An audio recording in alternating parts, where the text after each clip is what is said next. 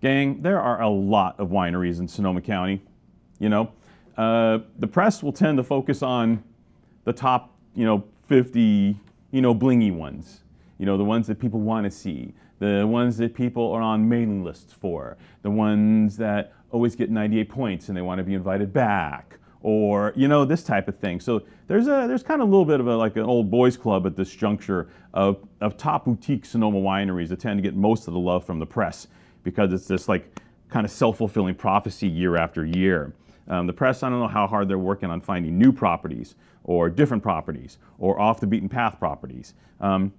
Maybe, yeah, but a lot of times, a lot of them slip through the cracks. Maybe the property doesn't want their wine reviewed at all. Maybe they just want to, hang out and do their business and do their thing.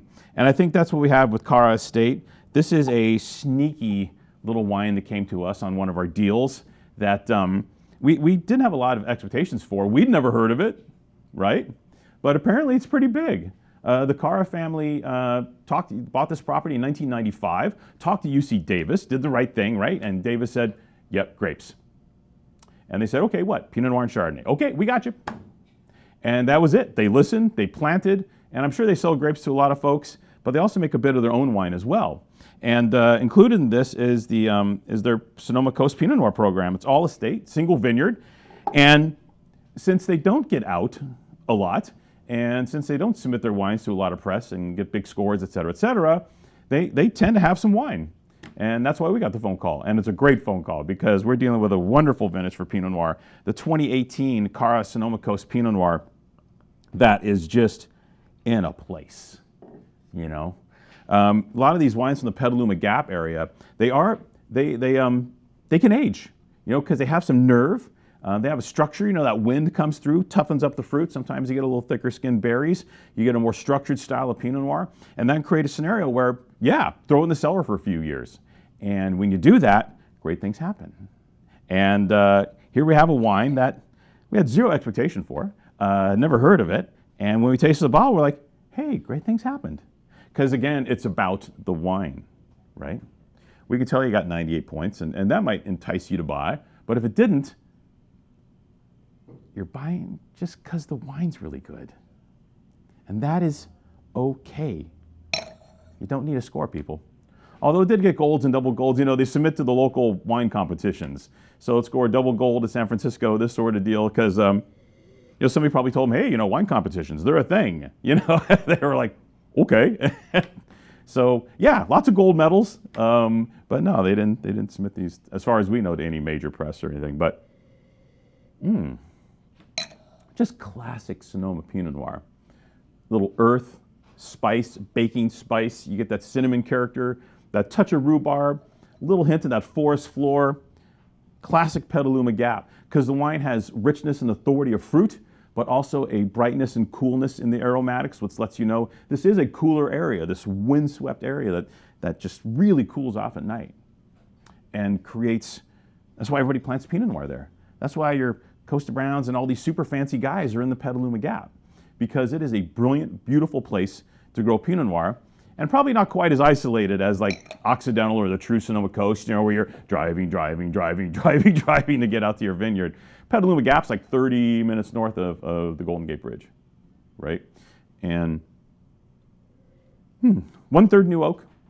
So a little bit of new wood, but metered. Just beautiful. Just actually, it's throwing off some more Russian River Valley vibes today. So Petaluma Gap can do that. It's not, the soil isn't as gold ridgy. I don't think the soil is as sandy down in the Petaluma Gap. So you don't, the sand character doesn't figure as prominently into the wine. But yeah, beautiful.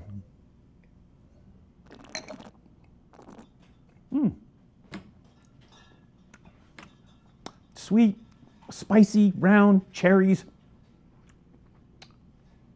Yum. What do you want your Pinot to do? For California Pinot, I want it to be delicious. I want it to be forward. I want it to be effusive. I don't want it to be heavy, although some are. I want it to be a delight to drink. And this wine is an absolute delight. 2018. So 7 years now. It's just right into the zone. It's tucked right in. Beautiful. Wow, what an opportunity. This is actually, again, better than the bottle that we tasted originally when we did the deal.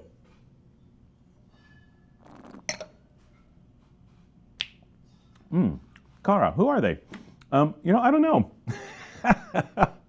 But in 2018, they made a hell of a Pinot Noir. Absolutely delicious. All right, so 60 bucks at the winery.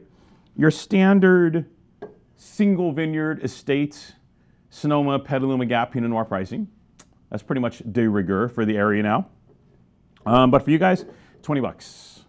1998, 2/3 off this gorgeous, ingratiating wine. I'm so happy. Never know when you do these. You can probably see it in my face. Like you might see stink face in some of these videos. I'm like, yeah. And with this one, it's not. It's the other way around. It's oh, behave. Yeah, 20 bucks. Let the good times roll. About 30, 35 cases. Get on it.